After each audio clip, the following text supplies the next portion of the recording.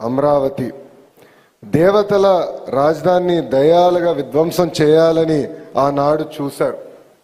3 రాజధానులని 3 ముక్కలాటలాడి కనీసం ఒక్క ఇటుక కూడా అయిన పరిస్థితి మనందరం చూసాం.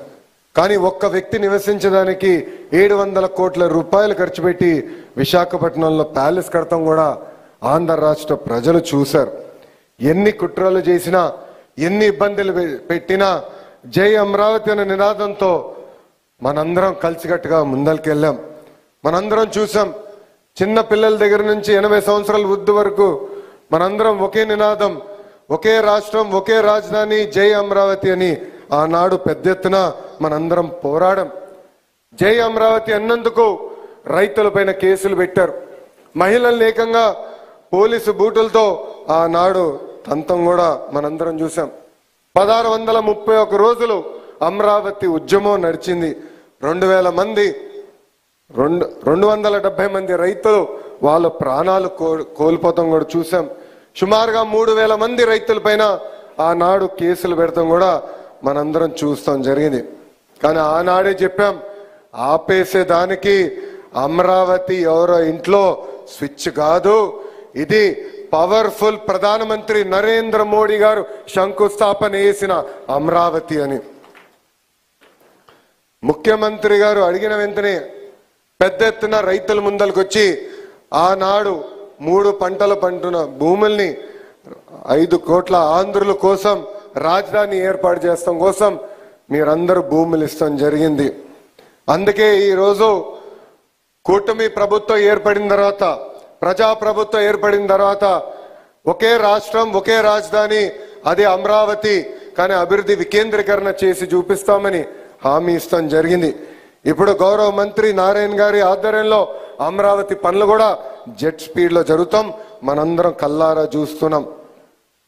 స్త్రీ శక్తి అంటే నాకు గుర్తొచ్చే మొదటి వ్యక్తి గౌరవనీయులు నిర్మలా సీతారామన్ గారు.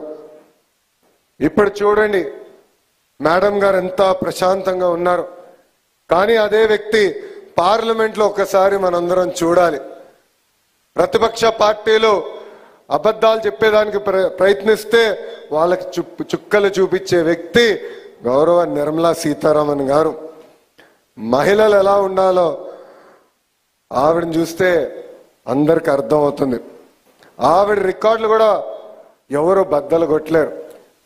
ప్రపంచంలో ఎంతోమంది ఆర్థిక శాఖ మార్చులు ఉన్నారు, కానీ మన నిర్మలా సీతారామన్ గారు రికార్డులు బద్దలు కొట్టారు.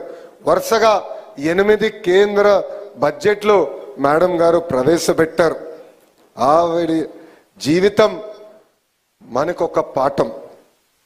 లండన్లో హ్యాబిటేట్ అనే ఒక హోమ్ డికోర్ స్టోర్లో ఆమె ప్రొఫెషనల్ కెరియర్ ప్రారంభిస్తే 2008లో బీజేపీలో చేరి అధికార ప్రతినిధిగా రాజకీయ ప్రస్థానం చేశారు. కేంద్ర రక్షణ శాఖ మంత్రి, కేంద్ర ఆర్థిక శాఖ మంత్రి కూడా మేడం గారు అయ్యారు. Forbes magazine the world's 100 most powerful women list ప్రకటిస్తే వరుసగా 6 సార్లు నిర్మలా సీతారామన్ గారు ఆ లిస్ట్ లో నిలబడ్డారు. ఎంత ఎదిగినా సింప్లిసిటీ నేను మేడం గారు చూసి నేర్చుకున్నా. ఇప్పుడు కూడా చేనేత వస్త్రాలే మేడం గారు వేసుకుంటారు. అనేక సార్లు మంగళగిరి చీరలు కూడా మేడం గారు వేసుకుని ప్రమోట్ చేశారు. అందుకే మంగళగిరి ప్రజల తరపున మేడం గారికి నా హృదయపూర్వక ధన్యవాదాలు నేను ఈ సభాముఖంగా తెలియజేసుకుంటున్నా. పేద మధ్యతరగతి కుటుంబాలకి అండగా నిలబడాలని ఆనాడు గౌరవ ప్రధానమంత్రి నరేంద్ర మోడీ గారు జిఎస్టీ తగ్గిస్తున్నాం, జిఎస్టీ 2.0 తీసుకొస్తున్నాం అంటే స్మూత్ గా ఇబ్బంది లేకుండా అమలు చేశారు నిర్మలా సీతారామన్ గారు. అంతేకాదు ముఖ్యమంత్రి గారు ఎప్పుడు ఆంధ్ర రాష్ట్రానికి ఏ సహాయం కోరినా ఆంధ్ర రాష్ట్ర ప్రజలకి అండగా నిలబడి నడిపిస్తున్నారు గౌరవ మంత్రి నిర్మలా సీతారామన్ గారు. ప్రత్యేకంగా నేను 4 ఉదాహరణలు చెప్పాలనుకుంటున్నా. మొదటిది అమరావతి. ఆగిపోయిన అమరావతి పనులని సరైన దారిలో పెట్టి అవసరమైన ఆర్థిక వనరులు అందించారు నిర్మలా సీతారామన్ గారు. రెండోది పోలవరం ప్రాజెక్ట్. గతంలో రివర్స్ టెండరింగ్ అని కాలయాపన చేసి కాఫర్ డ్యాము, అదేవిధంగా ఇతర ఇంపార్టెంట్ కాంపోనెంట్స్ డ్యామేజ్ అవుతే దానికి ప్రత్యేక బృందం ఏర్పాటు చేసి పోలవరం ప్రాజెక్టును కూడా సరైన దారిలో పెట్టారు నిర్మలా సీతారామన్ గారు. ఆగిపోయిన విశాఖ స్టీల్ ప్లాంట్కి అర్ధరాత్రి 12ంటికి గౌరవ ముఖ్యమంత్రి గారితో మీటింగ్ పెట్టి నిధులు కేటాయిస్తే కాదు ఆ స్టీల్ ప్లాంట్ను కూడా సరైన దారిలో పెట్టిన వ్యక్తి గౌరవ మంత్రి నిర్మలా సీతారామన్ గారు. ఈరోజు ప్రపంచం మొత్తం విశాఖపట్నం వైపు చూస్తుంది. దానికి కారణం అతి పెద్ద డేటా సెంటర్ ఇన్వెస్ట్మెంట్. భారతదేశంలో అతిపెద్ద డేటా సెంటర్ ఇన్వెస్ట్మెంట్ గూగుల్ అక్కడ వస్తుంది. ఇప్పుడు అందరూ క్రెడిట్ తీసుకోవడానికి ప్రయత్నిస్తున్నారు.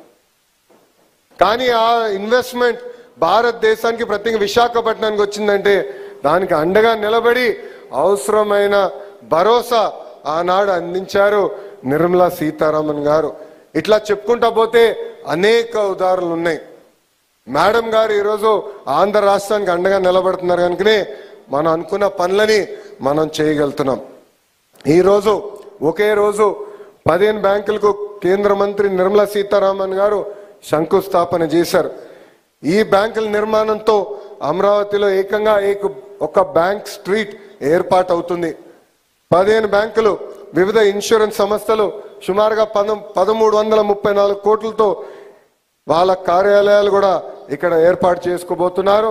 తద్వారా సుమారుగా 7,000 మందికి ఉద్యోగాలు కూడా రాబోతున్నాయి. Andhra Pradesh Grameena bank, central bank of India, APCOB, bank of India, Canara bank, state bank of India, union bank of India, bank of Baroda, Indian bank, NABARD, Punjab national bank, Indian overseas bank, IDBI bank, new India assurance company ఈరోజు వీళ్ళందరూ కూడా పెద్ద ఎత్తున అమరావతిలో పెట్టుబడులు కూడా పెడుతున్నారు. దీనికి కారణం మేడం నిర్మలా సీతారామన్ గారు. బ్యాంక్ స్ట్రీట్ ద్వారా అన్ని బ్యాంకింగ్ సర్వీసులు ఒకే చోట మన ప్రభుత్వం తీసుకొస్తుంది. అమరావతి నిర్మాణంలో కూడా ఈ బ్యాంకులు కీలకమైన పాత్ర వహిస్తుందని ఈ సభాముఖంగా తెలుపుకుంటూ ఇక్కడున్న రైతులందరూ కూడా ఒకే విషయం కోరుతున్నాం. 5 సంవత్సరాలు మనందరం తీవ్రంగా నష్టపోయాం. కలిసికట్టుగా ముందరికెళ్ళాలి. ఇంత పెద్ద ప్రాజెక్ట్ జరిగినప్పుడు చిన్న చిన్న ఇబ్బందులు ఉంటాయి, ఉండకుండా పోవు. కానీ ఆ సమస్యలన్నీ పరిష్కరించేదానికి గౌరవ ఎంపీ పెమ్మసాని చంద్రశేఖర్ గారు ఉన్నారు, ఎమ్మెల్యే శ్రావణన్ ఉన్నారు, మంత్రి నారాయణ గారు ఉన్నారు. మీ అందరికి అండగా నిలబడే బాధ్యత మేము తీసుకుంటామని ఈ సభాముఖంగా రైతులందరూ కూడా హామీ ఇస్తూ మీ అందరి దగ్గర నుంచి సెలవు తీసుకుంటున్నా. జై అమరావతి, జై అమరావతి, జై హింద్. Thank you.